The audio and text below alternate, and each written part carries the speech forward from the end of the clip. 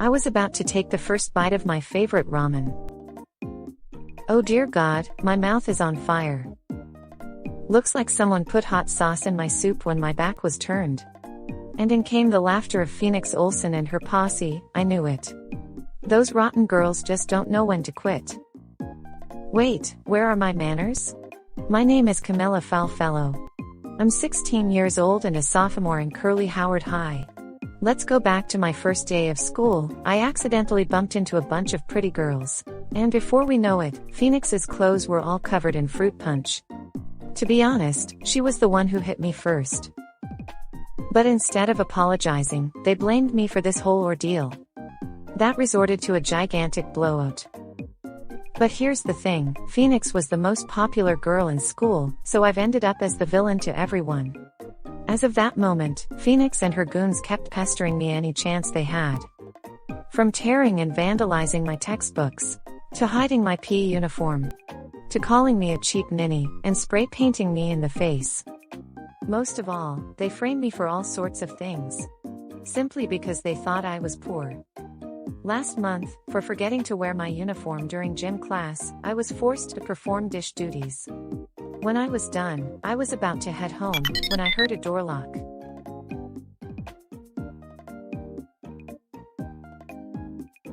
Oh dear God, it is locked. No matter how hard I try, it won't budge.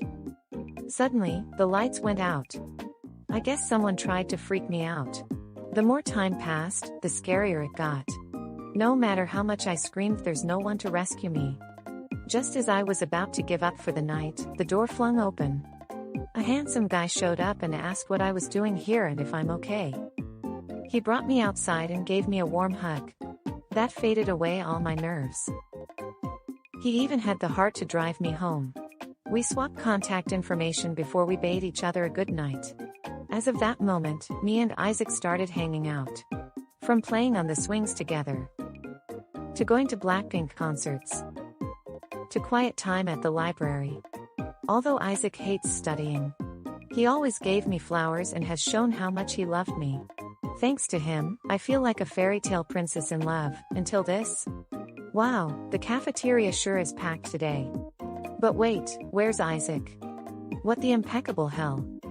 Suddenly, my nightmare came true. Isaac walking arm in arm with Phoenix. The worst part was they were nestling up to each other like they were a couple or something. But hold up, aren't Isaac and I supposed to be official? Freaking, him. Oh, hey you. What's with the fiery glare?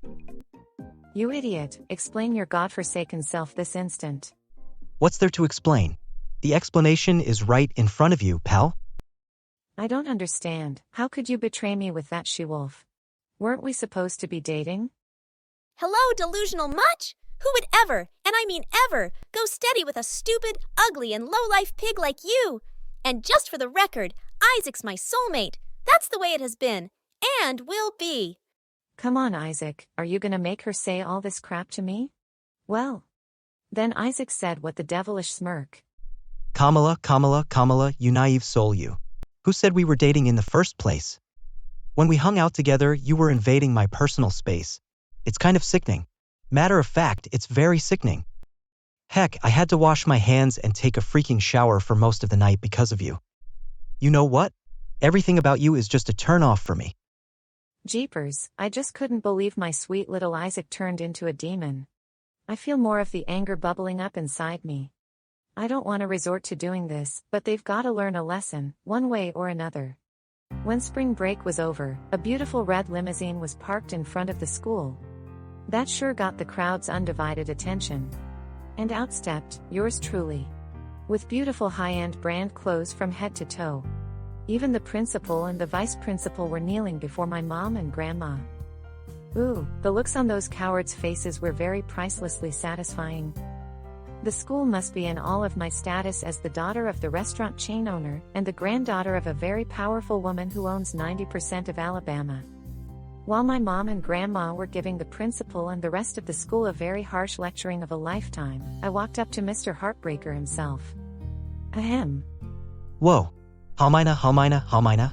Kami, my dear, you look so divine. The rumors really are true. You're the daughter of the restaurant chain owner and the granddaughter of the most powerful woman in Alabama. But of course it is, Rin Tin Dum. If I'd known you were that loaded, I shouldn't have ever broken things off with you. Don't pay any never mind what I said last quarter, it was only a joke. I actually liked you since the day we met. Then a loud deafening scream filled the hallways. Isaac Anthony hindsight, you dirty, good for nothing, womanizing trash can. As if it's on cue. Well, if it ain't Miss Psycho Bully herself. I wouldn't worry about Phoenix. That girl was high maintenance and an entitled piece of work anyway. I know you still love me, so let's pucker up and do the face tango. You brain-dead peasant-like rat. When we were alone together, it was you who invaded my personal space. That's super uncomfortable. I even had to wash my hands and face after dealing with you.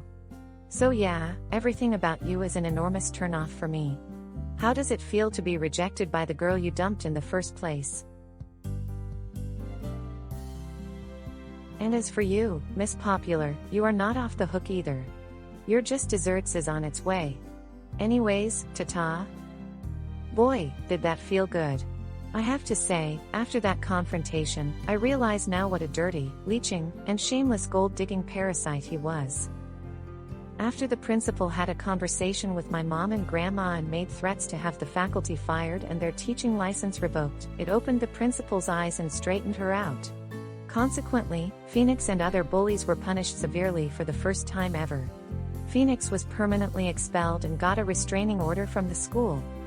Hadley and Paris are now doing community service every single Monday, Wednesday, and Friday for the rest of the school year, and all of next year too. Clover and Lucy received Saturday school detentions for the remainder of the year and will repeat the 10th grade next year. Excuse me, I have specifically said that there should be no whining or complaining while in detention. Follow the rules accordingly, or else. Yes, ma'am, we're sorry. Won't happen again, we promise. I guess these are the consequences for being involved with the psychotic bully like Phoenix. As per Isaac, after finding out what a money-obsessed, hypocritical, leech whose only purpose in life is mooching off girls, he's now the outcast to the female population and he never got a girlfriend again. On the flip side of the coin, I'm now the queen of the school, and no one dared to bully me anymore. I have received thousands of apologies from both students and staff who supported Phoenix and her associates for the past 3 quarters, and I have forgiven them all. I am thrilled to say that I have finally started dating again. Thanks to one of my new friends who introduced me to her stepbrother, we instantly connected and hit it off. He may not be the best-looking guy in school, but we were able to respect and treat each other like royalty. Looking back, it seems that Phoenix knew I was wealthy, but she chose to torture me and assume I was poor out of sheer jealousy. However, my family firmly believes that everyone, regardless of their economic bracket, deserves to be treated with kindness and respect. And we won't stand for anything less.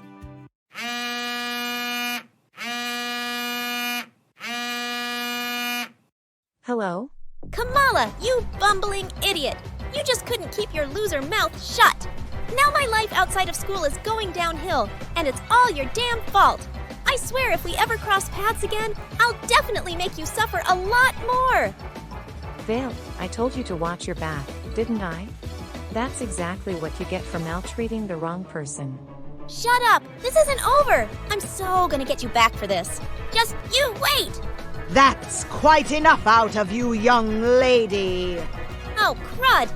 I can't believe this is my stepdaughter.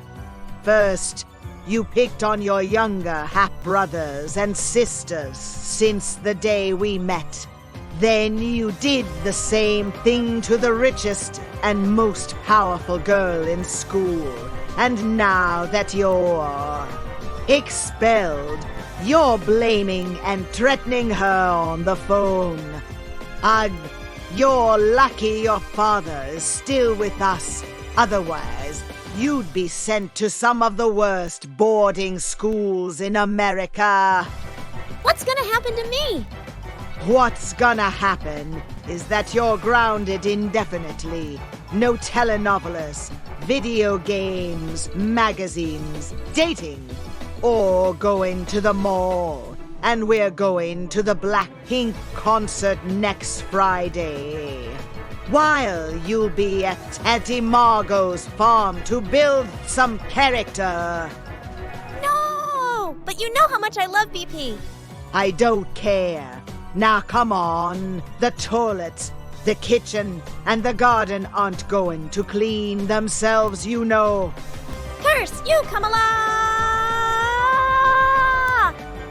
Anyways, the end. Thanks for watching, and we'll see y'all next time.